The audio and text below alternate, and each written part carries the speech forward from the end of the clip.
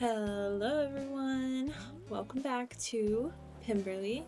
If you're new here, this is my 2005 Pride and Prejudice inspired Animal Crossing island. Um, and if you haven't already, before I forget to do it, go ahead and hit the subscribe button so you don't miss anything else from me.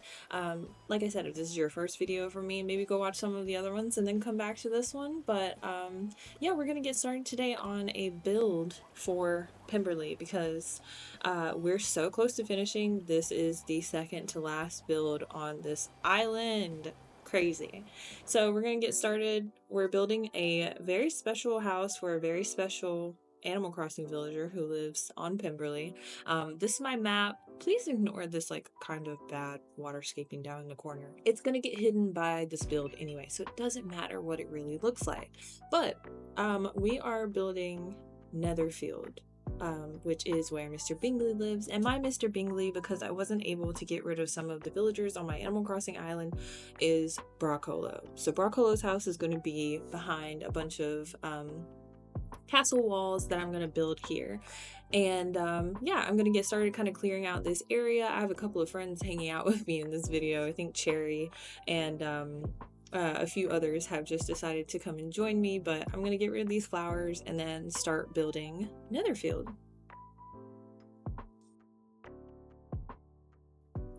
So because this was a pretty decent sized area down in the bottom right corner of my map, I knew I wanted it to take up quite a bit of space. So what I end up doing here is using this really great gravel, kind of like dirt road gravel path.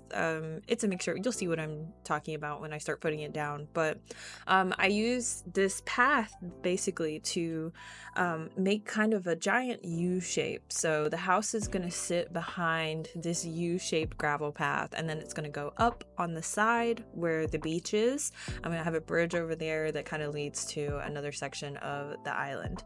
But yeah, so I am gonna start laying down that path right here, and yeah, while I'm doing that, I'll just chit chat with you. How has your week been? I hope it's been great. It has been still super rainy here. I like, as much as I love the rain and like the gloominess of it because it makes me want to like curl up with a good book, it's been kind of like depressing, honestly. And mostly because I can't get out of like, so I work in an office. That's my, it's my full-time job, so I'm kind of stuck sitting at a computer all day. And basically, like, if it's raining outside, I get two breaks. Well, I make two breaks, let me put it that way. Where I get up and I go and I walk outside for a bit just to make sure that I get, some vitamin D, some sunlight, because I'm in an office building all the time. But yeah, so if it's raining, I do not get to do that. And so yeah, it's been a little sad lately, just kind of realizing like every day when I wake up at like the doom and gloom outside, I'm like, man, I'm gonna be in this chair all day. Which is really funny because on the weekends and stuff, I do spend quite a bit of time like sitting in a chair, and I don't mind it as much as I do when I'm working. Isn't that funny how that works? But anyway, so yeah, unfortunately it's been quite gloomy here for a while and just raining on and off, and we actually had a really bad thunderstorm last night that kept me from playing on my computer because I don't know, I'm kind of like scared to be on my computer when, just, I don't know, in case like, the lights go out or like some kind of storm. I have no idea what I'm talking about. But anyway, I don't normally play on my computer when it's like thundering and lightning outside. I just leave it alone. So I didn't get to do that last night. Instead, I just read for a really long time in bed and then went to sleep because it never stopped. So anyway, that's that. I'm gonna finish up this pathing. I'm kind of putting down, I did the outline first like I always do, and then I went back through and there's this little grass patch that comes with this path that's so cute, so I kind of put that down and in the middle to break it up a little bit. Also, I love Bracolo running around in the background. He's so sweet. He does get in my way just slightly here as I'm coming up on this right side, but that's okay. He's cute to watch run around. I love when the villagers are doing things. I'm sure we all do, but like it's just so cute to me. Oh god, it's so cute to see them like interacting with something that you just put down. Like later on, I put down one of the topiaries, and because Cherry's around in this area, she immediately takes out her little spray bottle and she's like spraying it. I don't know, I love it so much. It's so cute. But yeah, I like if they're not in my way, obviously when I'm pathing, I love the villagers to be around because I don't know, it makes me feel good. Like they're like, hey, what's she doing over there? What's she working so hard on?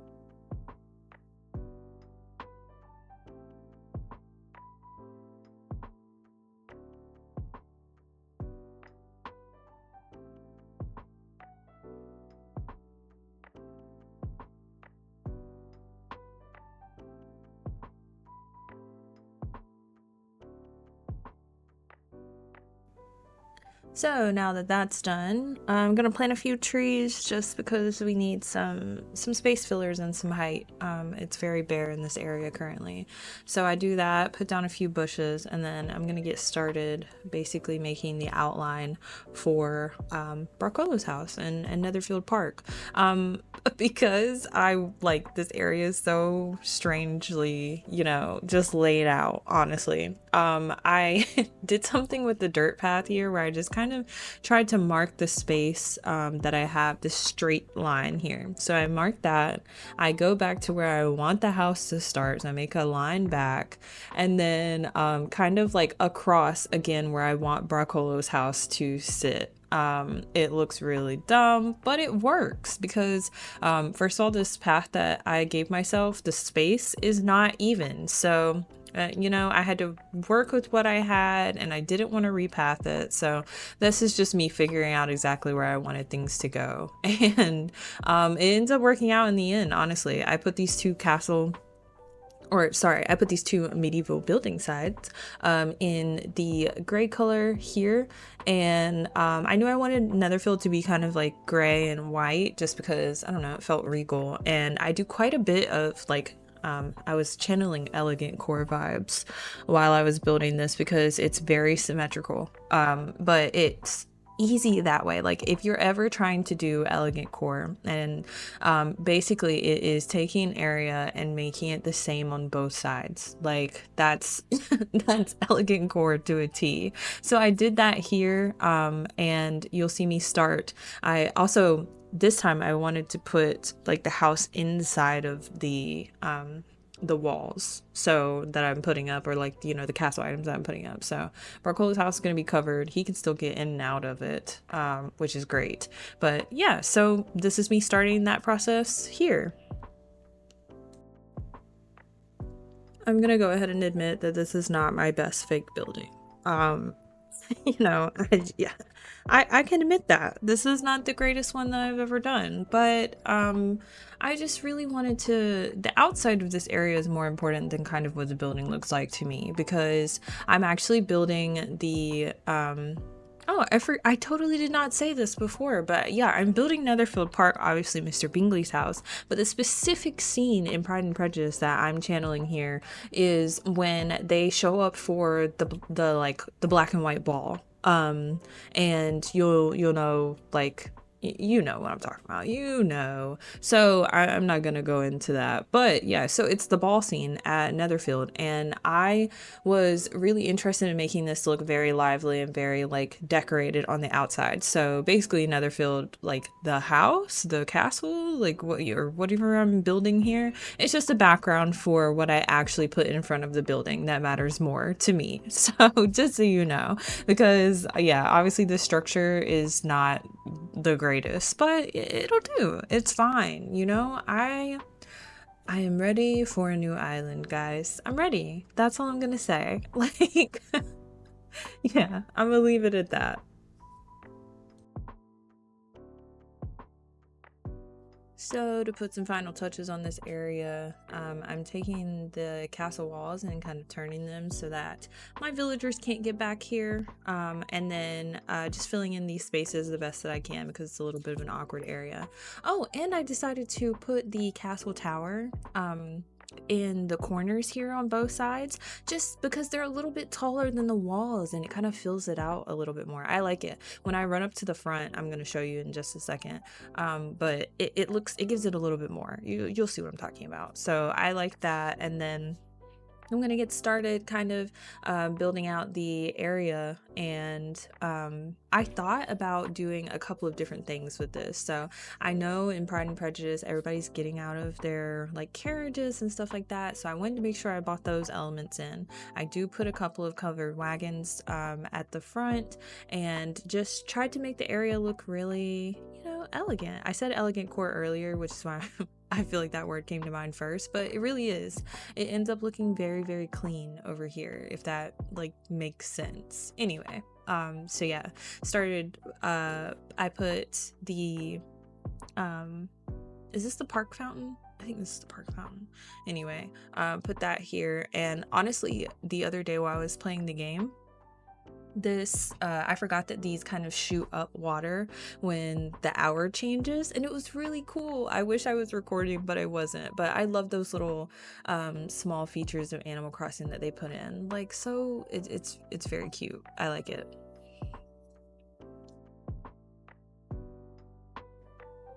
And we can't forget the Plain Lights Party Arch.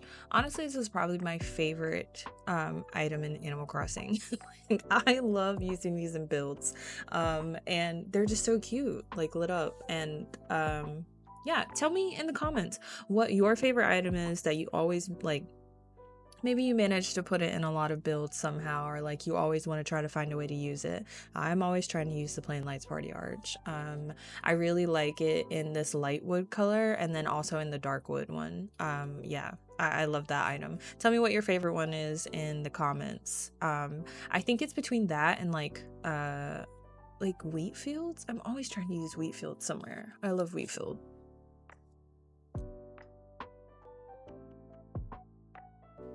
And you see Cherry has made her way over here, and she's all in my business now, but that's okay. Love her. Yes, I put another Plain Lights Party Arch here, and then I had this great idea. Like, it just felt like it needed something kind of whimsical in this area, so I put down some topiaries, and because they were pretty big, I was able to take the bubble blower and put it. Also, look at Cherry. Oh, that was what I was talking about earlier. Look at her. God. Anyway, I was able to put the bubble blower behind it, and it hides it perfectly. Look at that. Oh, it's amazing. I love the bubble blower too. It adds a little bit of, like, yeah, like I said, whimsy. Anyway, so I did that on both sides, and because the wind is blowing to the right, they're all going over there. Oh, and Gruff's here now. Like, my God, everybody. It's a party, literally. So I got this great idea to kind of bring back the use of the mannequins that I did for the regiment section. So I downloaded a couple of dress codes because everybody's in white, and I bought the militia in. I couldn't find a good tuxedo one that I liked, so instead I'm going to use the militia jackets and a few of the dress codes here, just to make it look like, you know, people are getting out, people are in the gardens, they're filing in to Netherfield for the ball. I love it. I love it. I love it. It's so cute. So yeah, I do that here, and then I put this bridge down so that we can get to this last little section of Pemberley that I still have yet to decorate. And also I have a really great surprise here, well, after I pay off this bridge. But in previous videos, if you've been watching these, you know that I've been complaining that nobody wanted to leave Pemberley. I was having a really hard time kind of catching someone with a thought bubble over their head. Well, during this build, someone wanted to move out, and I got, you know, if I'm gonna get one Animal Crossing villager dreamy for this island, it's, you know, I had to get Wolfgang. I had to. So I finally got Wolfgang to move on to Pemberley. I got him from a treasure island, so you know, I didn't do like a hunt or anything, but yeah. And then when I came back to Pemberley, it was freaking like thundering and lightning, which is very rare, I feel like, in Animal Crossing. Like, lots of rain, but not normally thundering and lightning. So anyway, I come back over just to show you what the finished product looks like, and I end up filling out these little sections later on off camera. But yeah, so we ended this build. Also, look at the lightning in the background. Anyway, we finished this build with getting Wolfgang and right before the end of Pemberley, so that's pretty good luck. I like it. I like the way that worked out. But anyway, so I hope you had fun today. I had a lot of fun making this build, and yeah, leave me a comment, like the video, subscribe to my channel if you want to hear more from me and all my yapping, and I will see you guys in the next one. Bye!